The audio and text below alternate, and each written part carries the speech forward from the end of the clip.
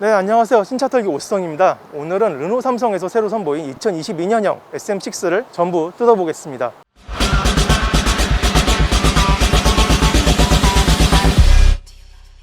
지금 그래서 기본 모델인 260하고 LPG를 쓰는 LP2 모델, 고성능 TC300 모델 이렇게 3개를 가지고 왔습니다. 260부터 설명드리면 가장 SM6의 기본적인 모델이고요. 가장 많이 팔리는 기본 모델이고 가성비 측면에서도 2,300만 원대부터 시작을 하는 그런 중형 세단입니다. 그리고 여기서 연료비의 효율성을 연료비의 경제성을 좀 더 높인 모델이 LPG를 사용하는 이 LP2 모델이고요. 보시면 외관에서는 차이를 크게 느끼시지 못할 거예요. 셋 다 동일한 외관을 가지고 있고 약간씩의 디테일 차이는 있습니다만 실내 공간이나 이런 부분에서도 장식적인 요소들 제외하면 크게 차이는 없는 차량입니다. 그러다 보니까 기본적인 차량을 원하시는 분들, 그냥 휘발유 차량, 늘 타던 휘발유 차량을 원하시는 분들은 260 모델을 타시고, LPG로 좀 더 연료비를 아끼고 싶다 이런 분들은 LP2 차량 타시고, 난 좀 더 고성능 모델을 타고 싶다 그러면 TC300 모델을 타시게 되는 겁니다. 제가 이 세대를 다 주행을 하면서 실내외 보고 이제 주행 성능 보고 어떤 점이 좀 다른지, 어떤 성향들, 어떤 분들한테 어떤 모델이 더 어울리는지 이런 거를 한번 설명을 좀 드리면서 SM6를 전부 다 뜯어보는 시간을 갖도록 하겠습니다. 일단 가장 기본인 260 모델부터 주행을 하면서 살펴보도록 하겠습니다. 지금 르노 삼성 SM6 2022년형으로 나온 모델을 타고 있습니다. 르노 삼성에서 이제 SM6 중에 가장 잘 팔리는 트림이 이 트림이라고는 하는데, 이전에 제가 시승을 하고 할 때는 TC300 모델을 탔었어서 그러면은 약간 이제 출력이나 이런 게 부족한 거 아닐까라는 생각을 좀 했었습니다. 아무래도 이제 파워트레인이 한 단계 낮다 보니까 약간 뭐 출력이나 이런 부분에서 아쉽지 않을까 싶었는데 생각보다 훨씬 더 부드럽게 깔끔하게 달리고 있습니다. 물론 출력 자체가 뭐 나오는 차들이 다 충분히 실험을 거치고 나오는 거기 때문에 아쉬울 부분은 딱히 없는 편이겠지만, 그래도 이전에 탔던 모델이 워낙 고성능 모델로 나왔었기 때문에 약간의 우려를 있었거든요. 근데 그런 우려가 약간 불식이 되고 있습니다. 옵션이나 이런 게 좀 많이 빠져서 좀 부족하지 않을까, 좀 밋밋하거나 뭐 기능적으로 좀 아쉽거나 이런 게 있지 않을까라는 생각도 했었는데, 물론 뭐 아쉬운 거는 있긴 하죠. 이제 뭐 룸미러가 약간 더 투박하게 생기고, 이 대시보드나 이런 부분에 뭐 틸팅 장식 없이 되게 밋밋하게, 어떻게 보면 밋밋하게 마감이 되고 이런 것들은 있는데, 그래도 클러스터에 이제 디스플레이 장착돼서 화면이 나오고 있고, 메인 디스플레이 크기도 뭐 크게 차이가 안 나고, 지금 이렇게 마감이 되어 있는 것도 가격 대비 생각하면은 충분히 납득 가능한 수준이거든요. 약간 밋밋해서 심심할 수는 있어도 되게 없어 보이고 저렴해 보이고 이런 수준은 아니라서 뭐 무난한 것 같은데 라고 생각을 하실 것 같고, 애초에 뭐 3천만 원, 4천만 원, 5천만 원 되는 그런 차를 보려고 하는 게 아니니까요. 지금 저희가 이 SM6 같은 경우에는 이제 가격대가 깡통이 이제 2,385만 원, 이 차는 이제 완전히 깡통까지는 아니다 보니까 2,500만 원 중반대 정도 되는데, 많이들 보셨죠? 이제 경차도 2천만 원이 넘는 시대가 됐다는 거. 물론 그 풀옵션이긴 합니다만, 경차 풀옵션 살 가격에서 한 400, 500만 원 더 주면은 중형차가 생기는 겁니다. 네, 그리고 이 차가 지금 잠깐 멈췄는데, 이게 중급 트림인데도 이렇게 앱 켜면은 인포테인먼트 기능이 이렇게 포함이 되어 있습니다. 지금 뭐 식음료 하면 요 바로 근처에 이제 커피점 하나 있다고 뜨고 있는데, 편의점이라던가 주유도 선택해서 주문을 할 수가 있습니다. 가까이 가까운데 한번 눌러보면은 이렇게 주문하기 해서 가격대가 나오고요. 이런 거 선택해가지고 그 가게로 가면 가게에서 픽업을 할 수 있는 거죠. 굳이 내리지 않아도 가능하다, 이런 게 르노 삼성 측의 설명입니다. 아까 설명을 드린 대로 주문을 해서 커피를 받아왔습니다. 중급 트림에서도 이제 새로 적용되는 기능들을 쓸 수 있다라는 거, 그게 뭐 풀옵션에만 들어가는 기능이 아니다, 이런 건 상당히 장점이 될 것 같습니다. 그리고 뭐 이제 클러스터에도 디스플레이가 들어가서 계기판이나 이런 정보들이 다 이제 좀 입체적으로 나타나고 있고요. 메인 디스플레이도 가장 상위 모델하고 크기 차이가 그렇게 차이가 나지 않는 상황이고요. 그리고 뭐 기능적인 측면에서도 뭐 가장 대표적인 기능이었던 인카페이먼트 기능이 다 쓸 수 있다라는 거. 뭐 실내는 약간 투박한데, 여기서 이제 더 상위 모델로 가더라도 바뀌는 게 누빔 장식이 들어갔느냐, 또 어떤 가죽을 썼느냐, 색상이 어떻게 바뀌냐, 이 정도 차이인데, 실용성을 먼저 따시는 분들이라면 굳이 그렇게 신경 쓰지 않을 만한 요소인 것 같아요. 그냥 일상에서 적당히 출퇴근이라던가 아이들 통화원 시키다던가 이러면서 탈 거다라고 하시면은 이 차량 260 모델로도 충분합니다. 이게 156마력에 25토크 정도 되는데, 중형 세단에서 25토크, 26토크 이 정도면은 아쉬울 게 전혀 없거든요. 힘이 넘쳐난다가 아닐 뿐이지 부족하다의 범위로 들어가진 않는 거라서 전혀 문제될 게 없는 그런 출력이죠. 그래서 가성비에서 이 차가 상당히 괜찮지 않은가. 물론 이제 SM6 르노 삼성 차에 고질적으로 꼽히는 단점들이 있긴 합니다. 정비가 불편하다, 에어컨 필터 하나 가는데 내가 어디까지 뜯어야 되는 거냐, 이런 부분도 시작해서 뒷좌석 승차감이 나쁘다, 이런 부분까지. 그런 정비성이라던가 승차감 문제 때문에 이제 중고가까지 떨어지는 일들이 있는데, 그래도 뭐 정비를 직접 받은 실제 타신 분들은 만족도가 상당히 높다고 하더라고요. 이제 컨슈머 인사이트라고 소비자 조사 기관에서 구매자들을 대상으로 AS 센터를 갔을 때 이제 경험이 어땠는가 이런 걸 묻는 설문조사를 했었는데, 르노 삼성 사시는 분들은 다 이제 AS 센터에서의 대응이나 이런 접수 과정이나 가격이나 이런 부분에서 상당히 크게 만족을 하시더라고요. 그래서 직접 할 때는 좀 불편하고, 뭐 가격 측면에서 약간 더 이게 아무래도 르노 차량의 이제 부품들을 갖다 쓰고 이러다 보니까 약간 더 부담되는 건 있을 수 있지만 전체적인 만족도에서는 상당히 높다, 문제될 게 딱히 없다고들 한다, 굳이 겁을 낼 이유가 없겠다, 이런 생각이 들고, 지금 보시다시피 계속 방지턱이 있는 구간을 넘어왔거든요. 승차감이 나쁘다라고 하면은 특히나 이제 뒷좌석에서 더 많이 느낄 텐데, 저희 영상 기자가 이제 뒷좌석에 지금 타 있습니다. 얘기를 지금 들어봤는데 일반 세단에 비해서 약간 단단하지만 크게 불편함이 있을 정도는 아니다, 이걸로 불쾌감까지 느껴지고 이런 수준까지는 아니다, 약간 더 단단하다, 그 정도 수준이면은 크게 차이 없는 거 아닌가라는 생각이 들긴 합니다. 우려하시는 것만큼 SM6의 승차감이 나쁘진 않다. 이번 2022년형에서 부싱을 바꿨다고 하더라고요. 다들 아시다시피 토션빔이 그대로 들어가긴 했는데 부싱을 바꾸면서 승차감을 크게 개선했다. 실제로 타고 오신 분들 얘기를 들어보니까 승차감이 물론 이제 약간 단단한 경향은 남아있지만 이전 모델하고 이제 훨씬 편해졌다. 정말 그래도 SM6가 기존의 단점을 많이 극복을 하고 가성비도 높게 잘 나온 거 아닌가라는 생각을 좀 해봅니다. 지금까지 탔을 때 승차감이 더 이상 SM6의 단점이 되진 않겠다. 토션빔이 무조건 나쁜 건 아니다. 어떻게 잘 세팅하느냐에 따라서 차의 가격을 더 낮추면서 납득 가능한 수준의 성능을 제공할 수 있다. SM6가 동급 다른 차량 대비로 약간 더 약했던 부분이 안전 기능이었죠. ADAS가 좀 약해서 다른 차들은 이제 반자율 주행을 하면서 앞차랑 이제 거리수로 재고 차로 인식해서 훨씬 더 안전한 주행을 가능하게 했는데, SM6는 그런 기능이 좀 약했습니다. 르노 그룹 자체가 반자율 주행 기술을 개발하는데 좀 늦은 상황이었고, 그 와중에서 이제 또 르노 삼성이 가장 핵심적인 역할을 하면서 빠르게 기술을 개발하고 있었고요. 레벨 2 수준의 반자율 주행 기술을 그래도 확보를 해서 SM6에도 적용을 했습니다. 어댑티브 크루즈 컨트롤이랑 같이 작동을 하게 됐는데 스티어링 휠에 관련된 기능들이 다 지금 들어가 있습니다. 약간 지금 도로가 뚫려 있는 편이니까 한번 세팅을 해보면, 지금 어댑티브 크루즈 컨트롤 작동을 했고요. 차로 중앙 유지 보조 시스템까지 작동을 시켰습니다. 이러면은 기능들이 몇 가지 있긴 한데, 지금 보시다시피 이제 핸들이 약간씩 돌면서 스티어링 휠이 약간씩 돌면서 이제 코너를 알아서 통과를 해주고 있죠. 이 기능이 있고 없고에 따라서 운전의 피로도가 정말 크게 달라지고, 운전에 익숙하지 않은 약간 초보 운전 이런 분들도 이제 운전에 대한 부담감을 크게 덜 수 있기 때문에 이게 있고 없고의 차이가 정말 큰 기능이라고 할 수 있습니다. 근데 중형 세단에서 이 기능이 다 들어간 차량을 타려면은 3천만 원 이상을 보통 줘야 되는데, SM6 같은 경우에는 이런 기능이 들어가면서도 2천만 원대 중반에서 살 수가 있다. 가성비 측면에서 상당히 좋은 것 같습니다. 필들은 추천은 드리진 않는 게 반자율 주행이 되게 크고 뒷좌석 승차감도 문제가 될 수 있거든요. 2022년형 같은 경우에 이제 그 두 문제를 다 잡았기 때문에 크게 문제될 건 없지 않을까 생각을 해봅니다. 260 모델입니다. 이게 중간 트림인데, 그래서 풀옵션까지는 아니지만 가장 많이 팔리는 트림이라고 합니다. 실내 보시면은 무난하죠. 뭐 이런 데 보시면 장식 같은 거는 딱히 그냥 스티치만 깔끔하게 해놓고 없는 상황이고, 시트를 보셔도 그렇게까지 화려하진 않다. 그냥 기본 시트에 좀 더 가깝다라는 거를 보실 수 있습니다. 그래도 있을 거는 다 있는 게 이 디스플레이 달려 있고요. 그리고 내비도 이제 큼지막하게 들어가 있고, 스마트폰 무선 충전기 같은 게 없다.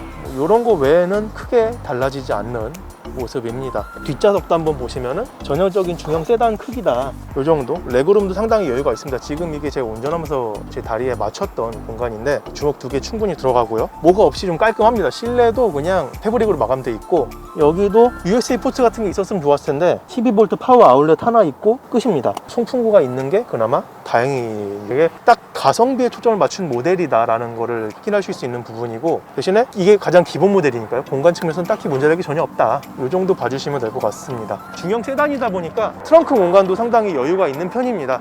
이렇게 눌러주면은 상당히 깊게 트렁크가 확보가 되어 있는 걸 보실 수 있는데, 이 정도 공간이면은 유모차라던가 공간들은 충분히 확보가 되어 있다, 이렇게 보실 수 있고요.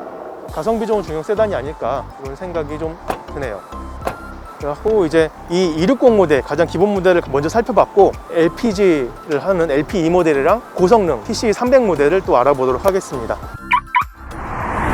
지금은 SM6 LP2 모델로 갈아탔습니다. 실내 구성은 차이가 딱히 없네요. 기능적이나 아니면은 뭐 인테리어적으로나 아까 탔던 260 모델하고 차이를 뭐 발견할 수가 없는 수준입니다. LP 모델 같은 경우에는 트림에 따라서 2,500만 원대부터 2,700만 원대까지 이렇게 포진을 하고 있는데, 옵션 더하면은 약간 더 2,300만 원까지도 올라갈 수 있겠죠. 이거는 이제 2,700만 원짜리 LED 트림이고, 디스플레이 같은 옵션은 이제 적용이 되어 있는 상태입니다. 아까랑 똑같이 이제 적용이 되어 있고요. LPG 차량들, LP2 차량들 같은 경우에 휘발유 차량 대비해서 선택할 수 있는 옵션이라던가 이런 것들이 약간 부족하다는 인식들이 좀 있습니다. 이게 예전부터도 뭐 차별이 약간 있어 왔기도 했고요. 근데 이제 르노 삼성 차들 같은 경우에는 LP2 모델 같은 경우에도 휘발유 모델이랑 똑같이 옵션을 다 지원을 한다. 휘발유 모델과 뭐 꽤 차이를 두지 않는다로 보시면 될 것 같습니다. LP2 차량이다 보니까 뭐 출력은 휘발유보다 조금 떨어지는 편이고요. 이게 2.0 LPG인데 최고 출력이 140마력, 그리고 최대 토크가 20이 조금 안 되는 19.6 정도 됩니다. 아까 이제 25 토크 정도가 나왔었는데, 그거랑 비교해서는 뭐 그렇게 큰 차이까지는 아니지만 LPG의 특성이 있다 보니까 동력 성능이 약간 떨어지는 측면은 있다. 그래도 와, 이거 LPG 왜 이렇게 안 나가, 뭐 이럴 정도까지는 아닌 것 같습니다. 지금 주행을 하고 있는데 휘발유 대비 약간 그 가속 페달 밟는 감이 약간 가벼운 건 있어요. 약간 가볍긴 한데 그렇다고 해서 이렇게 안 나가 이 정도까지는 아닌 것 같고요. 기본 모델하고 차이가 딱히 없는 것 같아요. 딱히 이제 뭐 이거 다르네, 확실히 차이가 느껴지네, LPG 차 왜 이래, 이런 거는 전혀 아니고, 페달 밟는 감이 좀 가벼워졌다, 이 정도 차이. 그리고 그 외에는 차이가 전혀 없어서 아까 그 휘발유 차를 그대로 타고 있는 것 같은 느낌이 듭니다. 연비는 약간 차이가 나는데, 이 차도 똑같은 코스를 지나왔는데 아까 가솔린일 때 제가 10.4 정도의 연비가 나왔습니다. 리터당 10.4km가 나왔는데, 물론 이제 시속 4km로 이제 저속 주행하는 상황이 좀 있었어서 연비가 좀 떨어진 편이고요. 이것도 이제 똑같은 코스를 왔는데 지금까지 평균 연비가 9.2네요. 9.2니까 뭐 한 10% 정도 차이가 난다? 보시면 될 것 같아요. 이게 LPG가 연비가 훨씬 더 떨어져야 되는데 이젠 크게 차이가 없는 모습입니다. 대신에 이제 LPG가 아무래도 휘발유가 싸기 때문에 리터당 900원 하나요? 900원대 하고 있는데, 휘발유는 뭐 1,700원, 1,800원 막 이렇게 올라가고 있으니까요. 그런 가성비를 따지면은 이거 LPG 모델이 더 나을 수도 있겠다, 그런 생각이 듭니다. 연료비 따지는 분들한테는 이게 더 경제적인 선택이 될 수 있을 것 같습니다. 좀 더 동력 성능이나 이런 거 약간 더 포기하고 좀 더 느긋하게, 조금 더 여유롭게 운전을 하신다고 하면은 이것도 연비는 좀 더 올라갈 테니까요. 그럼 연료비 가격 차이도 일단 있고, 제가 예전에 다른 기사에서 한번 계산했었는데 한 30몇 프로 차이가 나더라고요. 연료비가 50%까지 막 절반까지 이렇게는 아닌데 30에서 40% 정도? 주행거리를 따지셔서 이 LPG를 쓰는 게 그걸 통해서 절감하는 연료비가 훨씬 더 이익이 크다라고 하시면은 선택해도 나쁘지 않겠다. 때는 지금도 뭐 가속도 뭐 나쁘진 않고요. 휘발유랑 LPG에서 파워트레인 차이가 크지 않다. 물론 이제 좀 더 힘이 떨어지니까 RPM을 높여서 그걸 극복하는 측면이 있긴 합니다만, 옛날같이 막 LPG 차는 답답하다 이런 거는 뭐 전혀 없다. 그리고 조용하기도 조용하고요. LPG 차가 뭐 내구성이 더 좋다라는 얘기들도 많이들 하니까 이 차를 좀 연료비를 좀 많이 아끼면서 오래 타시겠다라고 하면은 LPG 차도 괜찮은 선택이지 않을까. 휘발유 차를 많이 따라잡았다, 승차감이나 이런 면에서 많이 따라잡았다라는 생각이 듭니다. 정숙성을 따져봐야겠죠. 휘발유가 더 조용하다 뭐 이렇게들 얘기를 하시는데, 이게 토크를 좀 더 높게 가져다가다 보니까는 이제 엔진에서 우웅하는 엔진음이 들리는 게 약간 있긴 합니다. 근데 이게 시끄럽다, 뭐 이걸로 불쾌하다, 신경이 거슬린다, 뭐 이런 건 또 전혀 아니라서요. 단점으로 꼽기는 어렵겠다, 그런 생각이 드네요. 이 LPG 차가 생각보다 좋아서, 기대 이상으로 좋아서 좀 약간 놀라는 상태고, 어쨌든 결론은 생각보다 괜찮다. 그리고 뭐 서스펜션 승차감도 휘발유랑 별로 차이가 없다, 이렇게 정리가 될 것 같습니다. 트렁크만 한번 확인하고 또 고성능 모델로 넘어가겠습니다. 네, 트렁크 한번 보도록 하겠습니다. 얼마나 뭐 공간 차이가 있을지 아까 보셨던 영상을 다시 한번 참고하시고, 보시면 깊이는 똑같고요. 이 바닥이 약간 높아진 감이 있습니다. 지금 그래도 뭐 팔꿈치가 들어갈 정도의 높이는 확보가 됐는데 약간 미세하게 높긴 하지만 그게 큰 차이는 없는 것 같아요. 육안상으로는 차이가 전혀 없고요. 대신에 이렇게 이제 밑에 수납 공간은 사라져 있네요. 이제 도너 탱크를 밑에 넣으면서 과거에 이제 펑크나스 쓸 비상용 타이어를 넣던 자리에 이제 LPG 탱크를 넣고 트렁크 공간을 최대화를 한 겁니다. 그래서 수납 공간이 약간은 줄어들었지만 쓰실 때 딱히 뭐 그렇게 큰 차이가 나진 않는다. 옛날처럼 막 이렇게 안쪽에 탱크가 달려서 짐을 깊게 못 넣고 이런 일은 전혀 없다. 트렁크도 이제는 그렇게 큰 고려 요인은 아닐 것 같네요. 이 부분은 그래도 차이가 좀 나는 부분이니까 한번 확인을 해봤습니다. 다음에는 이제 또 고성능 모델로 넘어가서 SM6에서 낼 수 있는 출력 성능은 어디까지인지를 다시 한번 느껴보고, 고성능 차량의 이제 승차감도 한번 더 확인해보고, 뭐 추가로 인테리어나 이런 부분, 기능적인 부분에서 더 강화된 부분이 어떤 부분이 있나, 어떤 부분이 다른가를 또 다시 또 보도록 하겠습니다. SM6 TC300 모델입니다. 가장 고성능을 내는 모델이고요. 일반 260 모델이 156마력을 내는데 이 차량 같은 경우에 225마력을 냅니다. 그래서 차량 같은 경우에 30토크가 넘어갔고요. 225마력에 30.6토크 뭐 이렇게 되면은 일반적인 중형 세단에서는 상당히 고성능을 내는 모델이라고 볼 수 있습니다. 그리고 이 다른 차량들에서 선택할 수 없는 프리미에르 최상위 트림이 이 차량에서만 나옵니다. 이 차량 자체가 프리미에르 트림만 나오는 모델이라서 가격대는 3,300만 원대로 조금 더 높습니다. 근데 높지만 외관은 뭐 똑같다고 보실 수 있는데, 여기 이제 프리미에르 최상위 모델이라고 적혀 있고요. 헤드램프도 자세히 보시면은 양쪽 모델이 다른 거를 확인하실 수 있습니다. 이 모델 같은 경우에는 LED 매트릭스 비전이 들어가서 좀 더 선명하고 밝은 시야를 확보해주고 날렵한 인상을 주고 있습니다. 그 외에는 같은 모델이다 보니까 외관 차이가 그렇게 크진 않은데, 일반 모델이 이제 기본 17인치 휠이 들어가는 것에 비해서 여기 이제 19인치가 기본으로 들어가고요. 여기 옆에도 이제 가니쉬가 프리미에르라고 박혀 있습니다. 여기는 아무것도 없고요. 외관에서의 차이는 이 정도. 실내 문을 열면은 차이가 확 느껴집니다.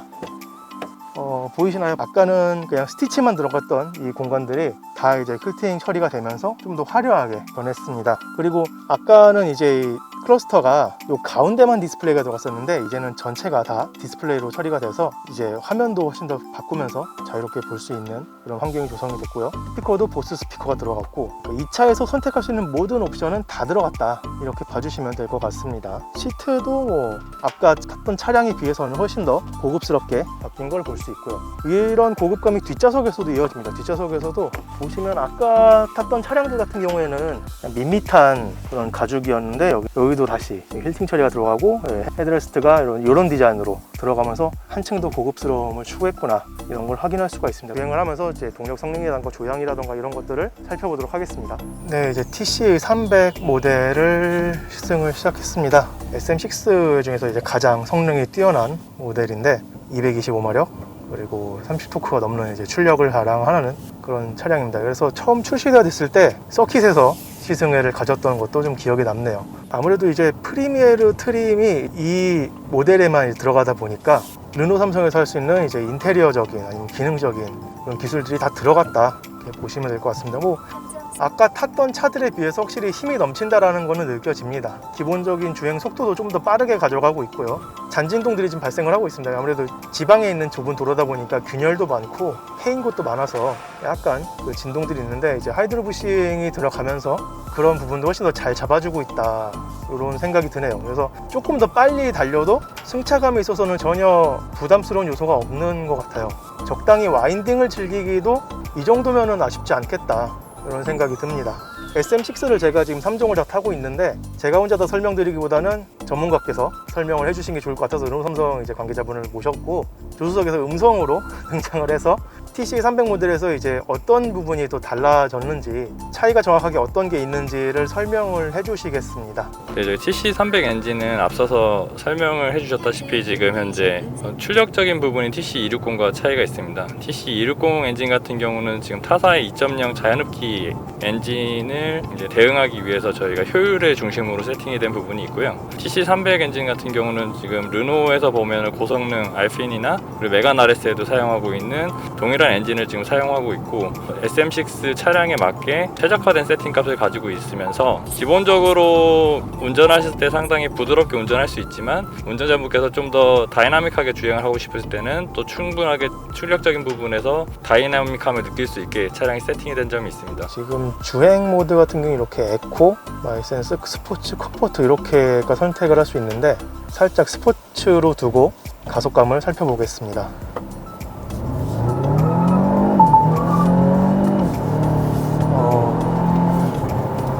살짝 타이어 헛도는 느낌도 들면서 근데 또 그립감은 또 완전히 잃지 않고 바로 회복을 해서 빠르게 치고 나가는 모습을 볼 수 있었는데 일반 중형 세단에서 이 정도 출력을 내는 차량이 많지가 않습니다. 이제 다들 다운사이징을 한다고 하면서 세팅값만 조금 바꿔서 RPM을 높여갖고 이제 속도를 좀 더 내는 차량들이 많은데 이 차량 같은 경우에는 처음부터 좀 고성능을 낼 수 있도록 만들어진 서킷에서 태어난 엔진을 달았기 때문에 기본부터가 다르다. 훨씬 더 고성능을 안정적으로 뽑아낸다라고 얘기를 드리는 게 이해하시기는 훨씬 더 편하실 것 같아요. 르노가 장기간 동안 레이싱 서킷에서 쌓았던 경험이 이 차량에 녹아들면서 일상주행에서도 편안하고 가끔 이제 밟고 싶다라는 느낌이 들 때가 있지 않습니까? 그럴 때 이제 또 차가 충분히 그 욕구에 응해주는 그런 세단으로 거듭나지 않았나. 이전 SM6에서는 만나볼 수 없었던 하드웨어적인 성능이다 보니까 밟았을 때 그 차이를 확실하게 느낄 수 있다. 물론 이제 운전을 더 얌전하게 하시고 방어 운전하시고 연비 운전하시는 분들한테는 이 차가 필요하지 않을 수 있는데 스포츠 모드에서 좀 확실한 변화를 줬으면 좋겠다 라고 생각하시는 분들은 TC300을 고르시는 게 후회하지 않을 선택이 될 것 같다 이렇게 말씀을 드립니다. 네, 지금 와인딩을 좀 하면서 속도를 높여가고 있는데 상당히 차가 접지력도 괜찮고 스티어링 휠 반응도 조향도 훨씬 저속일 때랑 비교해서 좀 탄탄해지는 느낌이 있는 게 이 차가 국도에서만 이렇게 편하게 달리기는 조금 아깝겠다라는 생각이 약간 들고 있습니다. 물론 이제 완전히 고배기량 차들하고 비교하기에는 이제 이게 1800cc 정도다 보니까 부족한 부분이 있지만 같은 배기량을 기준으로 봤을 때 이 차만큼 잘 달릴 차가 있을까? 라는 그 의문이 좀 드네요. 스포츠 모드로 달리면서 서스펜션이 약간 더 단단해지긴 했습니다만 그게 뭐 불편하거나 이런 수준까지는 아니고 적당히 노면을 읽으면서 동력 성능을 충분하게 발휘하기에 적당한 딱딱한 하체의 장점을 또 챙겨가는 그런 중용의 매력을 갖고 있지 않나. 3,300만 원대에서 이 정도 성능을 누린다라는 게 운전의 재미를 느끼고 싶다라고 하시면은 이 가격에서 이 정도 성능을 내는 차가 뭐가 있을까 생각해보시는 게 어떨까 생각이 듭니다.